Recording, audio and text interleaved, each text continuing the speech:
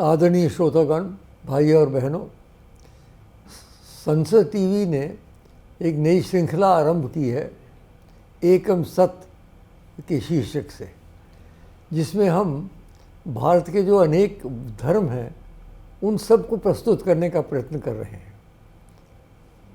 ये हमारा बहुधर्मी देश है और हर एक धर्म का अपना महत्व है, चाहे उसमें थोड़े लोग हों चाहे उसके बहुत ज़्यादा लोग हों, हर एक धर्म का अपना अपना महत्व है। तो हमने कुछ धर्मों का आपके सामने प्रस्तुत किया है। अब आज हम सिख धर्म के बारे में कुछ सुनेंगे। सिख धर्म भी एक अद्भुत धर्म है। गुरु नानक देव जी से लेके और गुरु गोविंद जी तक, पहले गुरु और 10वें गुरु के बीच में कितनी कुर्बानियाँ दी सिख गुरुओं ने। इस देश को बचाने के लिए, संस्कृति बचाने के लिए क्या क्या नहीं उन्होंने अपना समर्पण किया। अपने बेटे को समर्पण कर दिया गुरु नानक देव जी ने, गुरु गोविंद सिंह जी ने चारों बेटों को, और बाकी गुरुओं के भी किसी के सर काटे गए, कुछ हुआ, लेकिन वो डटे रहे। और उनका धर्म बड़ा एक अच्छा धर्म है, बड़ा साफ़ सुथरा धर्म है, जिसमें बहुत ज़्यादा वो कर्मकांड नहीं है। विवाह भी उनका सरल है और अन्य कार्यक्रम भी जो है सरल है। एक लंगर बहुत अच्छा उनका चलता है। जहाँ भी विश्व में आप जाएंगे सिखों का लंगर चल रहा होगा। ये बहुत बड़ी एक गुरु नानक देव जी ने शिक्षा दी थी। तो आज सिख धर्म के बारे में हमें कुछ बताने के लिए डॉक्टर अमृत कौर बासरा आ रही हैं, जो कि दिल्ली यूनिवर्सिटी में पढ़ाती हैं। तो उनका मैं स्वागत करता हूं।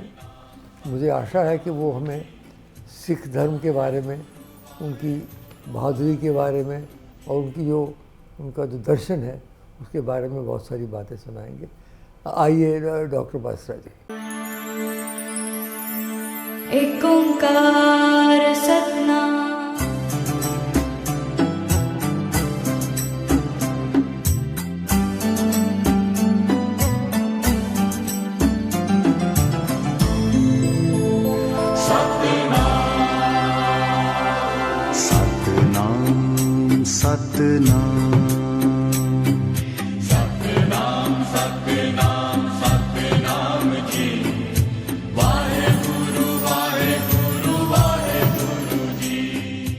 वाहेगुरु जी का खालसा, श्री वाहेगुरु जी की फतेह। माननीय डॉक्टर कर्ण सिंह के प्रोग्राम एकम सत्य में आज वाहेगुरु की कृपा से मुझे सिख धर्म, उसकी उत्पत्ति, विकास और इसकी निरंतर यात्रा के बारे में कुछ कहने और जानने का मौका मिला है।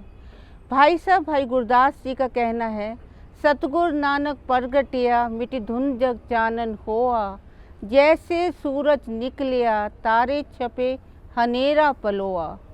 जिस प्रकार से 15 अप्रैल 1469 में गुरु नानक देव जी का जन्म हुआ था, उसका जिक्र करते हुए भाई गुरदास जी का मानना था कि सतगुरु के जन्म से जो अंधकार था वह दूर हुआ, और जिस प्रकार से सूरज के निकलने से तारे अलोप हो जाते हैं, ठीक उसी प्रकार से पूरे संसार में प्रकाश फैल गया।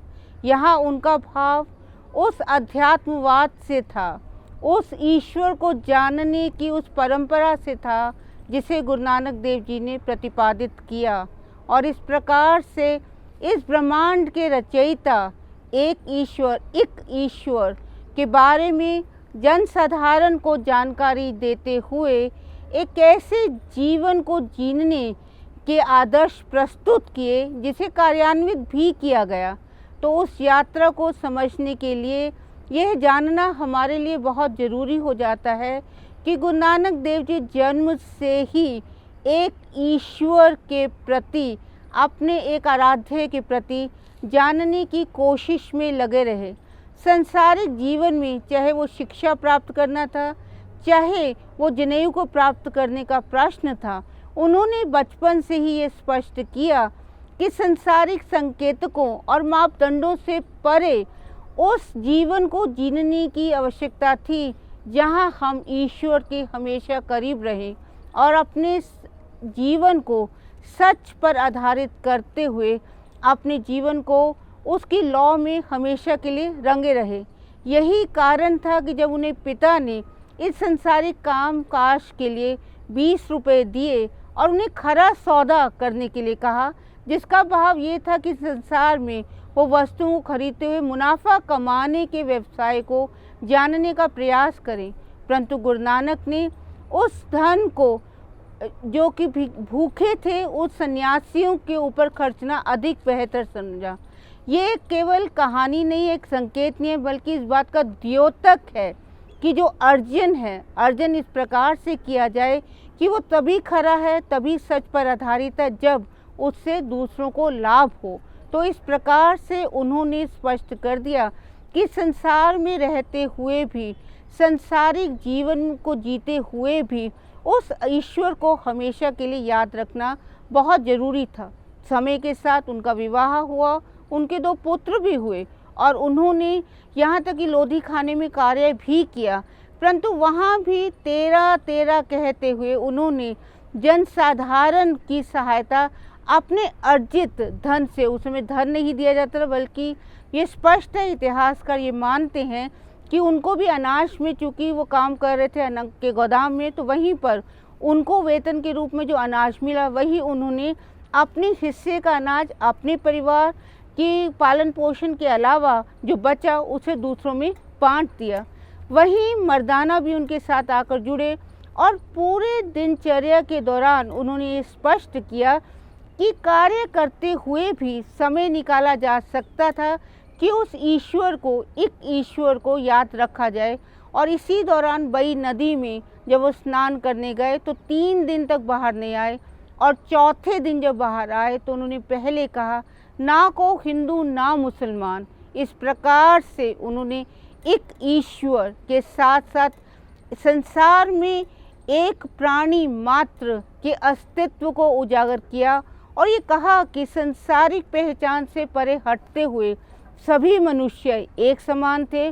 और इसी प्रकार से जो सनातन धर्म के अलावा जिस प्रकार की जो विचारधाराएं सामने आई हैं और उसमें पुरातन जन्म साखी परंपरा भी है, उसके अंतर्गत ये भी कहा गया है कि उनका स्वयं ईश्वर से साक्षात्कार हुआ और उन्हें कहा गया कि धर्म के मूल को वो इस पूरे संसार में सबके साथ साझा करें। तो इस प्रकार से इतिहासकार मानते हैं कि 1497 के आसपास उन्होंने अपनी पहली यात्रा, जिसे उदासी कहा गया, शुरू किया और ये उदासियाँ 1521 तक चली। इस दौरान भाई मर्दाना के साथ जो उनके संगीत थे, रबाब बजाते थे और इलाही ईश्वर की वाणी को गुरु नानक के द्वारा सबके साथ साझा करते थे।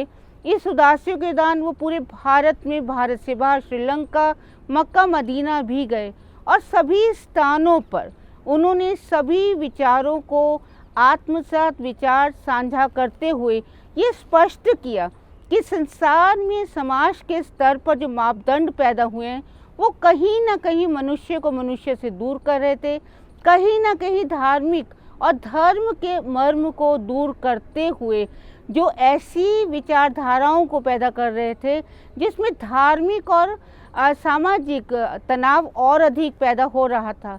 यही कारण था उन्होंने भाई लालो के घर में जाकर उनके साथ भोजन ग्रहण करना अधिक महत्वपूर्ण माना, सही माना, क्योंकि भाई लालो अपने अर्जन को सही तरीके से किया करते थे और यही कारण था कि उन्होंने मलिक भागो के निमंत्रण को स्वीकार नहीं किया और सांकेतिक रूप में भी स्पष्ट किया कि जो हम अर्जन करते हैं वो इस तरह से करना चाहिए कि किसी का उसमें शोषण ना हो और इस तरह से करना चाहिए कि उसके साथ हम उसको दूसरों के साथ साझा भी कर सकें। इसी तरह सज्जन ठग की भी साखी हमारे सामने आती है और उन्हें कहा, ये स्पष्ट किया कि ये धन दौलत जिसको एकत्रित करके शायद मनुष्य ये सोचते हैं कि वो सुखी रह जाएंगे, परंतु असली सुख ईश्वर की प्राप्ति में ही निहित था। तो इस प्रकार से इसी तरह से सिद्ध गोष्ठ भी हुई। सिद्ध गोष्ठ में उनसे प्रश्न भी किया गया कि संसार की स्थिति क्या है। तो गुरु नानक ने स्पष्ट किया कि संसार से अलग होकर ईश्वर को प्राप्त करने की चेष्टा करते हुए फिर संसार के बारे में सोचना, तो ये सही मार्ग नहीं था। संसार में रहकर गृहस्थ जीवन जीते हुए ईश्वर को प्राप्त करने का सतत प्रयास किया जा सकता था। और इसी तरह से उनसे प्रश्न किया गया कि क्या हिंदू बड़ा था या मुसलमान बड़ा था। उन्होंने स्पष्ट किया कि अगर सही दोनों ही सही शुभ कर्म नहीं करते थे, सही कर्म नहीं करते थे, सत्य पर आधारित जीवन नहीं जीते थे, तो निश्चित रूप से दोनों ही रुंदन की स्थिति में, दोनों ही रोने की स्थिति में थे। तो इस प्रकार से कृत्यों को और उन मापदंडों को जो कि समाज में बहुत आगे आ गए थे, उन्होंने उसको दूर करने का प्रयास किया। ये भी स्पष्ट किया कि ईश्वर सर्वव्यापी है। सभी उदासियों के बाद 1521 से 1539 के बीच उन्होंने करतारपुर में अपना जीवन बिताया। इतिहास का ये मानते हैं, और उनके जो तत्कालिक थे भाई गुरदास जी का जो हमें वृत्तांत मिलता है, जिन्हें वारे कहा जाता है, इन वारों में भी स्पष्ट किया गया है कि करतारपुर में गुरु नानक देव जी के जीवन का जो लक्ष्य था उसे कार्यान्वित सामाजिक स्तर पर भी किया गया। करतारपुर में ऐसी सिख संगत सामने आई जो कि ईश्वर को याद रखते हुए अपना जीवन दूसरों की भलाई में व्यतीत कर रहे थे। यहीं पर ही जपजी साहब की रचना भी की गई और सिख धर्म के जो मूल सिद्धांत हैं उसको एक आकार, एक जामा दिया गया, जिसे आने वाले गुरुओं ने और अधिक आगे बढ़ाया और मजबूत किया और सिख संगत के साथ जोड़ते हुए उसे एक आप कह सकते एक मार्ग प्रदर्शित किया जिस पर चलकर ही सही जीवन जिया जा सकता था। करतारपुर में वो सभी सिख धर्म के जो 3 प्रमुख सिद्धांत हैं वो सामने आए। भाई गुरदास जी का कहना है, जो गुर का सिख कहाए भलके उठ स्नान करे। तो ये अपेक्षा की गई और सिखों ने इसे अपनाया भी गुरु नानक देव जी के साथ कि सभी उठकर सुबह स्नान करने के बाद, नाम सिमरन के बाद अपना कार्य करते थे। स्वयं गुरु नानक देव ने किसानी की और इस प्रकार से जो श्रम है, जो हाथों से काम करना है, उसके महत्व को सबके सामने, सबके साथ साझा किया। सुबह सिमरन करने के बाद, दिन भर कार्य करने के बाद, शाम के बाद भोजन के बाद जो एक और फिर संगत एकत्र होकर सिमरन करती थी। और इस प्रकार से हमें ये बताया गया है कि जपजी साहब के अलावा रहरास का भी जो प्रावधान है, जो व्यवस्था है, जो प्रक्रिया है, वो यहीं से शुरू हुई। और गुरु नानक देव जी ने साफ कहा कि नाम जपो, किरत करो, वंड छको। ये तीनों ही सिद्धांत व्यक्ति को स्वयं के साथ, ईश्वर के साथ जोड़ने के साथ साथ पूरे समाज के साथ जोड़ते हैं। वो परिवार से लेकर अंतर्राष्ट्रीय समाज तक सबको एक सूत्र में बांधता है। और उन्हें स्पष्ट कहा था कि ना को हिंदू ना मुसलमान, एक पिता एकस के हम बालक। जिस प्रकार से ईश्वर एक है, उसकी संतति भी एक है। तो जब संतति एक है तो इसमें जाति और धर्म के आधार पर भी कोई विभेद नहीं है, लिंग विभेद भी नहीं है। सो क्यों मंदा आखिए जिन जन्ने राजान।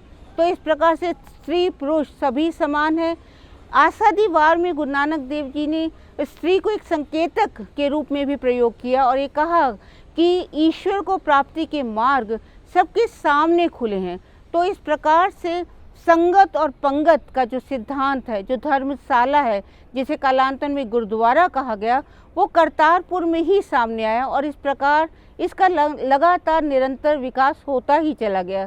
भाई गुरदास के साथ साथ हमें अनेक गुरसिखों के भी नाम मिलते हैं जो करतारपुर के वासी थे। और इस प्रकार से यहीं पर भाई गुरदास जी ने ये भी कहा है कि गुरु रूप पर भेष अनेक।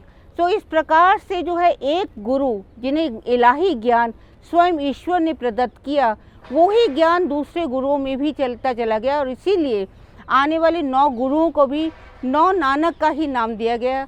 भाई लहना भाई अंगद कहलाए, उन्होंने गुरुमुखी भाषा का विकास किया, शहरों का खदूड़ साहिब का भी विकास किया और इस प्रकार से आने वाली परंपरा में सिख संगत एक समानता के आधार पर प्रफुल्लित होने लगी।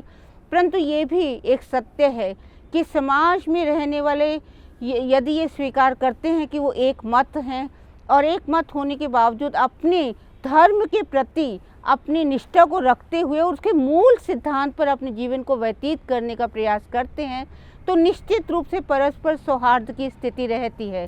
परंतु इस सौहार्द की स्थिति में राजनीतिक व्यवधान निश्चित रूप से समस्याएं पैदा करती है। इसे स्वयं गुरु नानक ने समझा और स्पष्ट भी किया। यहाँ अभी मैं बैठी हूँ, गुरुद्वारा रकाबगंज स्थान वो स्थान है जो लखी शाह बंजारा का घर था, विलेज था। उन्होंने यहाँ पर गुरु महाराज के शरीर का जो है अंतिम संस्कार किया। और इस प्रकार से आनंदपुर साहिब में जब गुरु के शीश वहाँ पहुँचे तो उन्होंने ये कहा कि किस प्रकार से रंगरेटे गुरु के बेटे। और ये स्पष्ट हो गया कि जो जन आंदोलन अब शुरू हुआ था, जिसमें शहादत अब व्यापक रूप में होने वाली थी, उसको गुरु गोविंद सिंह ने आत्मसात करके बिताया। आज दिसंबर का महीना है, 22 दिसंबर से के बाद जो है शहादत के गुरु के चारों साहिबजादे की शहादत का दिन शुरू होता है, उनकी माता की शहादत का दिन शुरू होता है। तो इन दिनों में ये स्पष्ट करना बहुत ज़रूरी होता है कि गुरु के सिख उन्होंने शोषण का विरोध करते हुए अपने जीवन को समर्पित किया। गुरु के चारों साहिबजादे भी उसी युद्ध में शामिल हुए। चमकौर की लड़ाई में 2 बड़े साहिबजादों ने अपने आप कह सकते ईश्वर को प्राप्त किया। वहीं पर छोटे दोनों साहिबजादों ने सरहिंद में, जहां उन्हें धर्म परिवर्तन करने के लिए कहा गया, उन्होंने इनकार किया। और अपनी माता गुज्जर कौर का भी, उनको दीवार में जिंदा चिनवाया गया था और माता गुज्जर कौर का भी इसी गम में जो है उन्होंने भी स्वर्गलोक प्राप्त किया। तो इस प्रकार से गुरु गोविंद सिंह को सर्वदानी का नाम दिया गया और ये अपने आप में महत्वपूर्ण हो जाता है। इस घटनाक्रम से पहले एक और महत्वपूर्ण बात हुई। जिस प्रकार से पहचान के स्तर पर मानव को मानव नहीं माना जा रहा था और जिस प्रकार से हिंसा का प्रयोग करते हुए लोगों को उनके अस्तित्व को बदलने के लिए कहा जा रहा था, इसको देखते हुए 1699 में गुरु गोविंद साहिब ने आनंदपुर साहिब में खालसा की स्थापना की। खालसा के लिए जो 5 प्यारे चुने गए वो देश के विभिन्न हिस्सों से आए थे और इस प्रकार से उन्हें अमृत चखाकर खालसा पंथ की स्थापना की गई। और सिख ब्रदरहुड ये एक सामाजिक क्रांति थी, एक ऐसी सामाजिक क्रांति जिसमें समाज में रहने वाले किसी भी व्यवधान, किसी भी राजनीतिक विरोध को सहने के लिए तैयार हो सके। पहचान और अस्तित्व अपने आप में बहुत महत्वपूर्ण हो गया। इतना ही नहीं, गुरु गोविंद सिंह ने स्वयं इन 5 प्यारों से अमृत छका। तो आपे गुरु आपे चेला, इस प्रकार की परंपरा को उन्होंने शुरू किया और इतिहास में बताता है कि जिस प्रकार से जीवन रहा, वही परिस्थितियों को देखते हुए 1708 में नांदेड़ साहिब में गुरु गोविंद सिंह महाराज ने गुरु ग्रंथ साहिब को गुरु एटर्नल और गुरु ग्रंथ साहिब की उपाधि दी। इस प्रकार से पोथी से जो यात्रा शुरू हुई थी वो गुरु ग्रंथ तक पहुंची। गुरु गोविंद सिंह महाराज के जाने के बाद सिख इतिहास के सामने जो परिस्थितियां आई, सिखों के सामने जो परिस्थितियां आई, उसमें एक तरफ शहादत का बहुत ही लंबा क्रम दिखाई देता है। बंदा सिंह बहादुर को जो निर्देश दिया गया गुरु गोविंद सिंह महाराज ने, उस पर चलते हुए उन्होंने एक बार फिर जो राजनीतिक अराजकता थी, जो आक्रांता नादिर शाह अब्दाली, अहमद शाह अब्दाली के हमले शुरू हो गए थे, उसका विरोध करते हुए धर्म के मूल स्वरूप को बनाए रखने के लिए, क्योंकि बार बार हरमंदिर साहिब की आने वाले आक्रांता जो है बेइज्जती करते थे। वहाँ पर किस प्रकार से बार बार ये देखा गया कि पवित्र सरोवर को खुदवा कर वहाँ पर जो है रक्त रंजित कर दिया जाता था, गाय को काटा जाता था। तो ऐसे इसका विरोध करते हुए और एक केंद्र बिंदु के रूप में हरमंदिर साहिब को बनाए रखने के लिए, आम लोगों की स्वतंत्रता को बनाए रखने के लिए जो प्रयास किया, उसमें ये भी ज़रूरी है कहना कि सभी उनके साथ चले। यही कारण था कि सिख धर्म में जो सामाजिक क्रांति गुरु गोविंद सिंह महाराज ने की, वो सभी के लिए थी और सभी के लिए वो मार्ग प्रशस्त हुए। कालांतर में 13 मिसलों की स्थापना हुई और महाराजा रंजीत सिंह ने पंजाब में, आज पूरे संसार में ये स्वीकार किया गया है कि महाराजा रंजीत सिंह ने जिस साम्राज्य की स्थापना की वो पूरी तरह से धर्मनिरपेक्ष था। व्यक्ति का जीवन कुछ भी हो सकता है, उसका धर्म अपना हो सकता है, परंतु सभी धर्मों का सम्मान, सभी धर्मों के मूल स्वरूप को स्वीकार करना और सभी की स्वतंत्रता को बनाए रखना सभी राजा का कर्तव्य हो जाता है। और ये महाराजा रंजीत सिंह ने स्पष्ट भी किया। जिस प्रकार से उनकी मृत्यु के बाद अराजक की स्थिति आई और बेईमानी से अंग्रेज़ों ने पंजाब पर अपना अधिकार किया, उसके बाद पराधीनता के इस धरातल में भी ये देखा गया कि धर्म के मूल स्वरूप को बनाए रखने की पूर्ण चेष्टा की गई और जिसे सिख लहर कहा जाता है, सामाजिक धार्मिक आंदोलन के रूप में बहुत व्यापक हुआ। और गुरु ग्रंथ साहिब जो कि गुरु एटर्नल अंग संग सहाय है, उसके मार्ग पर चलने के लिए बहुत अधिक आप कह सकते हैं कि स्कॉलर सामने आए, जिसमें भाई साहब भाई वीर सिंह का बहुत महत्व है, खालसा समाचार का बहुत महत्व है और अनेक सामने आए। और इस प्रकार से जो संघर्ष शुरू हुआ, जो स्वतंत्रता के लिए संघर्ष हुआ, ये कहा जा सकता है कि शहादत के सिद्धांत को अपनाते हुए, गुरुद्वारों को एक ईश्वर की आराधना का केंद्र बिंदु बनाते हुए जो गुरुद्वारा सुधार आंदोलन शुरू हुआ, उसके अंतर्गत असंख्य सिखों ने शहादत दी, असंख्य जेल गए और स्वतंत्रता संग्राम में बहुत अग्रणी रहे। इतिहास हमें ये भी बताता है कि जितने अधिक सिखों को काले पानी की सज़ा हुई और जिन्हें उन्होंने मृत्यु को आत्मसात किया, जिन्हें की फांसी की सज़ा दी गई, उन स्वतंत्रता संग्रामियों में सिखों का भी बहुत अधिक आप कह सकते हैं कि संख्या है, उनका नाम है। और ये संघर्ष लगातार जारी है, पूरे भारत के साथ मिलकर, सभी के साथ मिलकर ये संघर्ष रहा और इस प्रकार से प्रयास जारी रहा। तो आज हम बहुत ही खुशकिस्मत हैं कि हम ऐसे देश में रहते हैं जहाँ सभी धर्मों का सम्मान है, यहाँ हमारी डेमोक्रेसी है, यहाँ इस प्रकार से सभी वाणी को पढ़ते हुए, जानते हुए एक साथ समानता का जीवन व्यतीत कर सकते हैं। हर रोज़ सिख अरदास में कहता है, नानक नाम चढ़दी कला, तेरे भाने सर्वत्र दा भला। एक ओंकार सतनाम।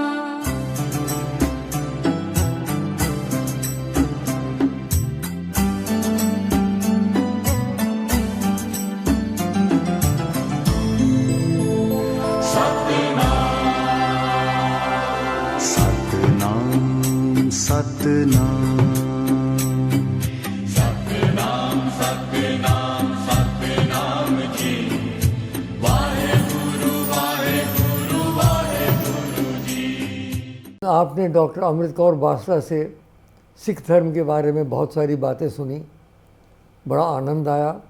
उन्होंने बड़े अच्छे तरीके से जो प्रमुख मुद्दे हैं सिख धर्म के और सिख गुरुओं की जो शिक्षाएं हैं, उनके बारे में हमारे सामने तथ्य रखे।